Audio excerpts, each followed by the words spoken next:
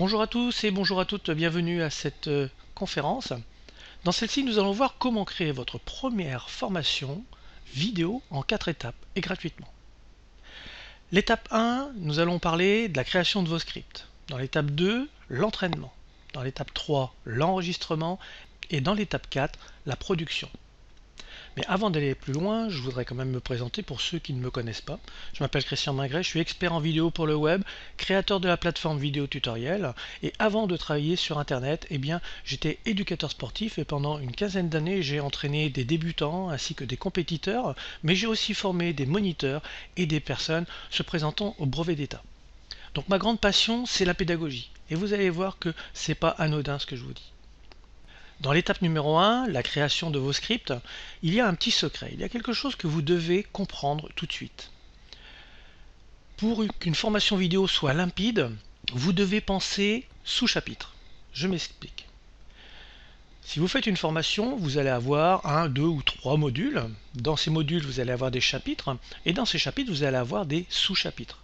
Eh bien, chaque sous-chapitre doit correspondre à une vidéo, c'est-à-dire qu'un sous-chapitre égale une vidéo. Pourquoi cela? Eh bien tout simplement parce que ça va vous permettre de faire des vidéos courtes qui parlent d'un sujet, qui traitent d'un sujet très particulier dans votre chapitre. Et les personnes pourront à tout moment revenir écouter ce que vous avez dit. Il est toujours plus facile de réécouter une vidéo qui fait entre 3 et 7 minutes que de regarder une vidéo qui fait 30 minutes et de rechercher l'information dont on a besoin.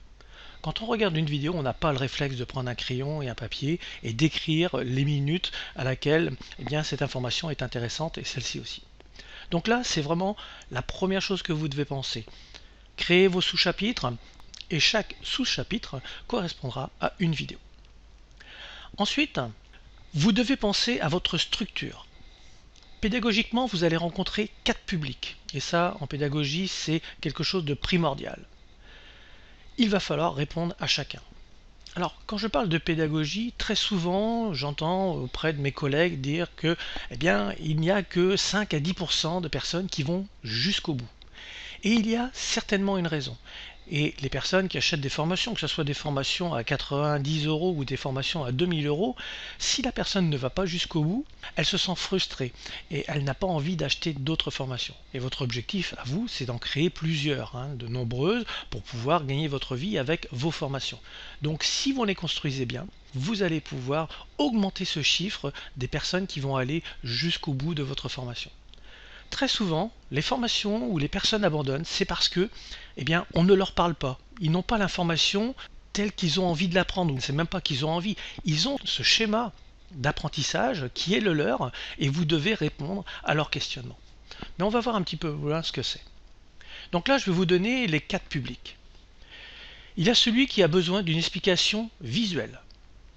Il y a celui qui a besoin d'une explication orale, celui qui a besoin d'une explication kinesthésique et celui qui a besoin d'une explication intellectuelle.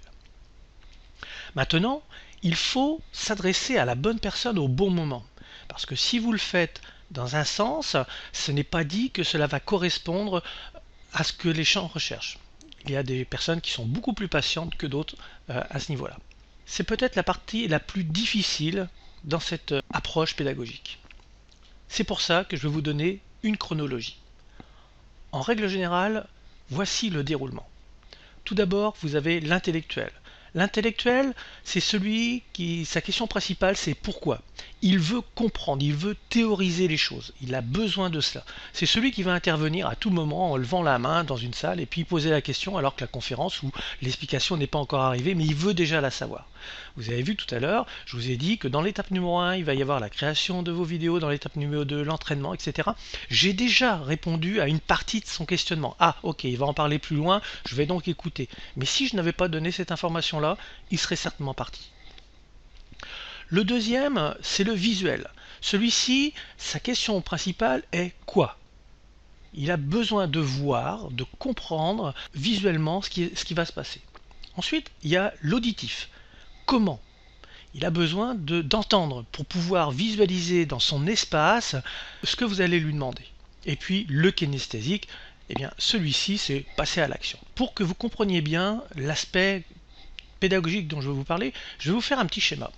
je vais me remettre dans la situation où je travaillais dans la voile et avant de partir sur l'eau, je donnais mes consignes.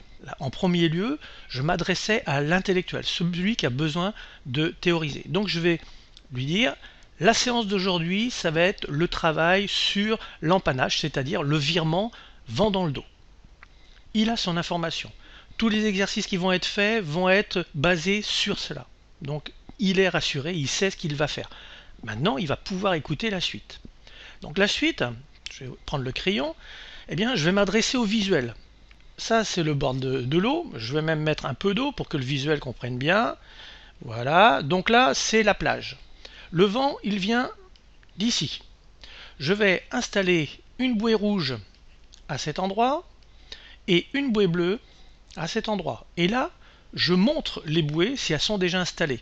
Donc avec mon doigt, je donne l'orientation pour qu'ils puissent voir.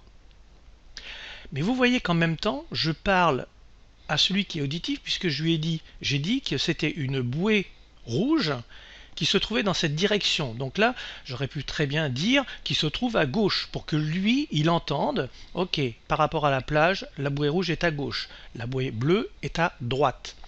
On se base toujours par rapport à la plage pour le moment. Ensuite, eh bien, je vais donner l'exercice. On va partir de la plage, on va aller vers la bouée rouge, direction la bouée rouge. On vire autour de la bouée rouge. Importe peu comment vous virez, ce n'est pas l'objectif. Là, vous virez face au vent. Donc, pour le moment, tout va bien. Ensuite, vous allez vers la bouée bleue. Vous contournez la bouée bleue en laissant celle-ci à droite. Donc, je montre bien sur le schéma que la bouée est à droite. Je le dis oralement pour que l'auditif le comprenne. Et vous allez voir que vous allez virer avec le vent dans le dos. Essayez d'avoir la trajectoire la plus propre. Au fur et à mesure, on va faire en sorte d'avoir la trajectoire la plus propre. Ensuite, vous allez remonter vers la bouée rouge pour viser au-dessus, c'est-à-dire pour laisser la bouée rouge sur votre gauche, pour tourner autour, et là, vous allez de nouveau virer vent dans le dos. Et là, on va encore travailler la trajectoire. Vous voyez que là, je donne un maximum d'informations. Alors, là-dedans, vous allez vous dire, et le kinesthésique. Le kinesthésique, lui, il a pris les informations, mais il n'attend qu'une chose. Il est en train de piaffer sur le bord de la plage, c'est de monter sur le bateau pour aller faire les exercices. Il a compris qu'il y avait une bouée rouge ou une bouée verte et qu'il fallait faire un 8. Donc à partir de ce moment-là, eh bien, il va y aller et il va faire. Il verra sur le moment qu'est-ce qui va se passer. C'est pour ça qu'il est toujours intéressant d'utiliser, en l'occurrence, moi j'utilisais la plage, je faisais les schémas sur la plage, donc ils étaient là, ils regardaient, ils écoutaient. Et je leur demandais toujours, est-ce que vous avez une question? Donc l'intellectuel, je lui dis, est-ce que tu as compris la séance, ce que l'on va faire et le but qu'on approche? Ensuite, je m'adresse au visuel, est-ce que tu as bien vu les bouées, la rouge, la bleue? Qu'est-ce que l'on fait? On fait un 8, dans quel sens? En laissant la bouée bleue de quel côté? Voilà, je pose les questions. L'auditif, là, je l'emmène dans son espace en lui posant les questions. Et puis, celui qui est kinesthésique, je lui dis, bon, tu vas à la bouée rouge et après tu y vas, go. Et là, il va faire l'exercice parce que très généralement, il a enregistré les informations, même si on n'a pas cette impression, mais il a enregistré les informations, lui, il veut mettre en application. Vous voyez que pédagogiquement, je me suis adressé au cadre public. Eh bien, vous devez faire exactement la même chose dans vos formations. Alors, maintenant, vous allez créer vos chapitres et vos sous-chapitres, excusez-moi, en gardant en mémoire les 4 types d'apprenants. J'irai même plus. Faites en sorte de savoir quel type d'apprenant vous êtes. Il y a de fortes chances que vos formations que vous allez mettre ou que vous avez déjà mis en place sont axées sur votre type d'apprenant. Par exemple, je suis quelqu'un de kinesthésique et ensuite de visuel. Donc c'est pour ça que je fais des vidéos tutoriels, des vidéos pas à pas explicatives. Je passe à l'action et je montre visuellement. Ensuite, j'explique que je vais bien cliquer sur fichier pour faire ceci parce que je sais qu'il faut que je m'adresse aussi à l'auditif et avant cela eh bien, j'ai donné à l'intellectuel la raison d'être de cette vidéo. Comment procéder? Vous allez commencer par poser sur papier les chapitres dans les modules, puis vous inclurez les sous-chapitres dans le bon ordre. Alors comme je vous l'ai dit, vous allez certainement avoir des sous-chapitres qui vont être évidents à mettre en place, d'autres qui ne le sont pas du tout. Très souvent, quand on est un kinesthésique comme moi, il est très difficile de mettre en place le sous-chapitre intellectuel. Comment est-ce que je vais présenter ça à cette personne, etc. Et c'est pour ça que l'utilisation d'un outil comme celui que j'utilise, Freemind, est très intéressant parce que je mets ça sur l'écran et ensuite je déplace les modules là où j'ai envie. Par exemple, vous voyez celui-ci, j'aurais très bien pu le mettre à cet endroit. Donc je le prends et je le déplace derrière vidéo. Alors il ne fonctionne pas ici, excusez-moi. C'est pas logique, ça devrait pourtant. Voilà, je le dépose et vous voyez qu'il est venu se mettre ici. Ce qui fait que je peux moduler comme j'ai envie. Je vais le reprendre pour le remettre à sa bonne place. Vous voyez que c'est réellement très simple d'utilisation. Voilà, vous êtes prêts. On va pouvoir maintenant passer à l'étape 2. Donc là, vous voyez, on n'a pas travaillé ensemble la création de vos scripts. C'est à vous de voir comment est-ce que vous allez les monter. Vous savez ce que vous avez à mettre dans votre formation. Pensez simplement aux 4 types d'apprenants. Dans l'étape 2, ça va être l'entraînement. Et l'entraînement, malheureusement, on fait des erreurs. Tous, même moi. D'accord? Donc il ne faut pas vous inquiéter. Mais l'erreur première, c'est de négliger cette étape. Trop souvent, on ne veut pas s'entraîner. Et je peux vous dire que c'est réellement quelque chose d'important. Je suis capable, en une demi-journée, de créer une formation à 5 ou 6 modules. Avec à l'intérieur 4 ou 5 vidéos. C'est-à-dire que j'enchaîne l'enregistrement de chacune des vidéos. Le souci, c'est que si je le fais sans m'entraîner, ça sera automatiquement mauvais. Ça veut dire qu'avant de filmer tout ça en une demi-journée ou en une journée, eh bien, je me suis entraîné encore et encore. Et je vais vous expliquer pourquoi. Même si on a l'impression de perdre du temps, cette étape va vous permettre d'en gagner et même d'apprendre à vous connaître. Et vous allez voir plus loin ce que je veux dire par cela. La deuxième erreur, c'est de vouloir tout faire à suivre.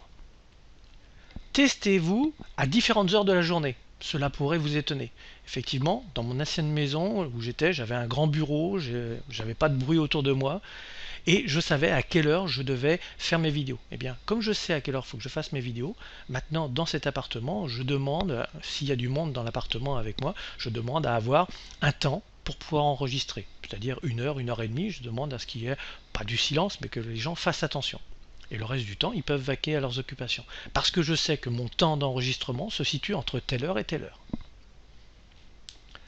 L'erreur numéro 3, vouloir faire les enregistrements dans l'ordre. N'hésitez pas à commencer par ce que vous maîtrisez le plus. Pourquoi faire cela? Eh bien tout simplement, cela va vous rassurer. Effectivement, si vous travaillez et vous faites des vidéos sur des sujets ou des parties que vous maîtrisez à merveille, eh bien qu'est-ce qui va se passer? Vous allez automatiquement vous rassurer, vous allez dire ouais là c'est bon. Et quand vous allez arriver sur les parties où vous êtes moins à l'aise, comme vous êtes rassuré, vous êtes fier, vous êtes content de ce que vous avez fait, vous serez dans cette dynamique et vous pourrez continuer à faire les choses. Par contre, si vous commencez par ce que vous ne maîtrisez pas, vous allez hésiter, bégayer, etc. etc. et vos vidéos ne seront pas bonnes. Erreur numéro 4, et là on revient à ce que je vous ai expliqué dans la partie 1, vouloir garder à tout prix ce qui est gravé dans le marbre. Alors je vais m'expliquer. Vous avez passé quelques heures à écrire votre script et vous vous apercevez à la lecture, quand vous vous enregistrez, que ça passe mal. Eh bien, en vous entraînant, vous allez pouvoir modifier tout de suite les passages qui, oralement, ne fonctionnent pas. Autant quand vous l'avez écrit puis que vous l'avez dit dans la tête, ça passait bien, mais dès que vous êtes en oral, vous commencez à bégayer, vous hésitez, vous changez les mots, etc. Eh bien, faites les modifications tout de suite. Et c'est durant cet entraînement que vous allez pouvoir améliorer l'ensemble. Pour finir, l'erreur numéro 5. Vouloir improviser. Même si vous maîtrisez parfaitement votre sujet, suivez le déroulement de votre scénario. Cela ne va pas vous empêcher, une fois que vous avez dit les choses, comme là, je vous dis le déroulement de votre scénario, à partir de là, je peux improviser, je peux donner un exemple, je peux expliquer ce que j'ai fait avec un client, ce que j'ai fait moi-même sur mon site, etc., etc., ou dans votre domaine, une expérience que vous allez partager. Vous pouvez le dire après, peut-être que vous laisserez ce passage, peut-être que vous l'enlèverez, mais vous pouvez le dire. Mais toujours est-il que vous n'êtes pas sorti de votre scénario. C'est simplement un complément d'information que vous donnez. Alors bien évidemment, faire attention à ne pas en donner de trop, parce que si vous en donnez de trop, eh bien vous allez vous noyer les personnes dans ce que vous voulez présenter. Voilà pour ce qui est de l'entraînement. C'est réellement une partie, à mon sens, très très importante. Parce que ensuite, eh bien, ça va aller tout seul. l'enregistrement. Vous allez faire un enregistrement capture d'écran. Vous allez choisir la présentation à utiliser. Ça peut être un PowerPoint, Keynote si vous êtes sur Mac, ça peut être une carte Freeman, ça peut être une ManMan, donc c'est exactement la même chose que Freeman mais un autre outil, ou bien enregistrer votre écran si vous faites une démonstration sur un logiciel. Là vous êtes prêt, vous vous êtes entraîné, vous avez monté votre script, donc tout est parfait. Et comme je vous l'ai dit tout à l'heure, vous allez pouvoir le faire gratuitement. Vous pourrez télécharger gratuitement Camtasia puisque vous avez accès à Camtasia pendant 30 jours. Donc une fois que vous aurez fait vos scripts, que vous vous serez entraîné, que vous serez prêt, il ne vous restera plus qu'à comprendre comment utiliser Camtasia.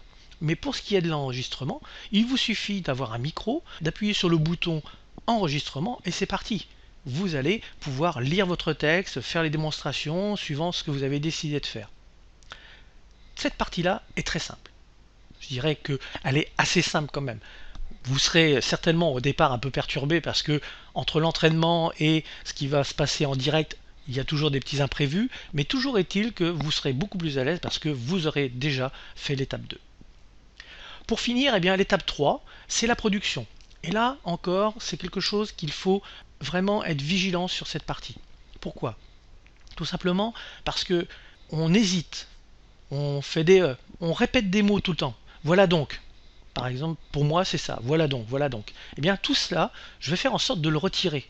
De faire en sorte que ça n'existe plus dans la vidéo, même si je l'ai dit.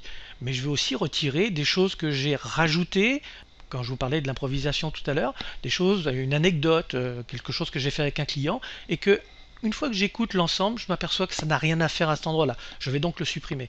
Donc tout ça, eh bien, on va faire ça dans le logiciel Camtasia, puisque c'est avec celui-ci que je vais vous présenter les choses.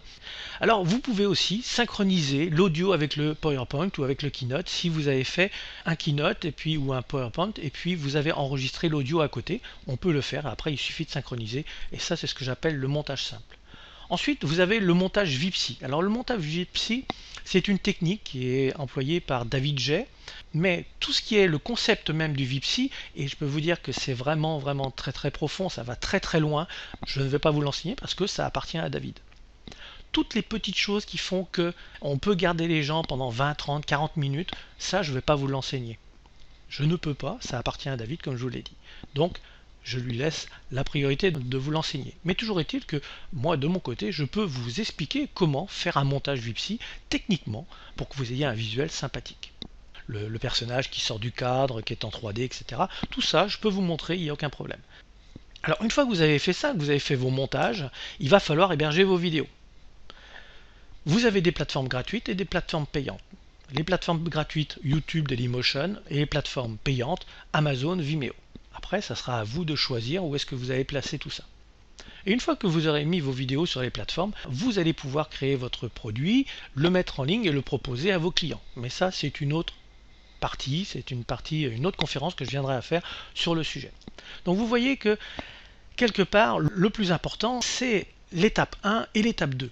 Les autres étapes, je ne dirais pas qu'elles ne sont pas importantes, mais elles n'ont qu'un aspect technique. Là, c'est plus un aspect de comment est-ce que je veux faire les choses. La création de mon script avec la réflexion des 4 types d'apprenants. Et puis, la deuxième partie, l'entraînement. Travailler encore et encore. Un sportif de haut niveau, eh bien, il s'entraîne encore et encore. Vous ne pourrez jamais faire une vidéo professionnelle du jour au lendemain. Il va falloir vous entraîner. Évitez les erreurs que j'ai notées ici, vous en découvrirez d'autres de votre côté, découvrir les mots aussi que vous répétez sans arrêt, etc., etc. Voilà pour ce qui est de cette conférence. Maintenant, j'ai une proposition à vous faire. Comme je vous ai dit que Camtasia était gratuit pendant 30 jours, vous avez tout intérêt à le tester. Alors ne le testez pas aujourd'hui. Créez d'abord votre script, entraînez-vous, et une fois que vous serez prêt, vous allez pouvoir utiliser Camtasia. Le seul souci, c'est que c'est encore un logiciel, il faut apprendre le logiciel. Donc moi, ce que je vous propose aujourd'hui, eh bien, c'est tout simplement d'avoir accès à la formation que j'ai faite sur Camtasia. J'ai une formation Camtasia 8 de base. Je vais vous faire une réduction de 50% sur celle-ci. Elle est à 97 €, donc vous voyez que c'est vraiment une belle réduction. Vous allez avoir 50%. Pour cela, vous allez sur videotutoriel.com/formation-camtasia8/. Vous allez arriver sur cette page et ce petit formulaire va se mettre en place. Vous vous inscrivez. Une fois que vous serez inscrit, vous serez redirigé vers une autre page où on vous dira d'aller dans votre messagerie pour confirmer votre inscription. Et ensuite, vous recevrez un email où vous recevrez des vidéos, les 4 premières vidéos de la formation sur Camtasia 8 de base. Qu'est-ce qu'il vous reste à faire? Vous rendre sur videotutoriel.com/formation-camtasia 8/. Vous allez voir ce formulaire apparaître. Vous remplissez prénom et votre courriel. Vous recevrez la première vidéo aujourd'hui, dès votre inscription. Vous recevrez les 3 autres vidéos tous les jours. Et ensuite, vous pourrez me contacter. Vous aurez un 5e courriel où je vous expliquerai comment me contacter pour pouvoir recevoir le coupon pour avoir 50% de réduction sur la formation Camtasia de base. Voilà pour ce qui est de cette conférence. Maintenant, je vais répondre aux questions des personnes qui sont présentes dans la salle. Je vais arrêter l'enregistrement pour ceux qui regardent cela en différé. Je vais me consacrer maintenant aux questions-réponses. Merci à vous d'avoir regardé cette vidéo jusqu'au bout. Je vous donne maintenant rendez-vous de l'autre côté dans les courriels que je vais vous envoyer avec les vidéos et le coupon qui va arriver très bientôt. Bonne journée à vous, merci.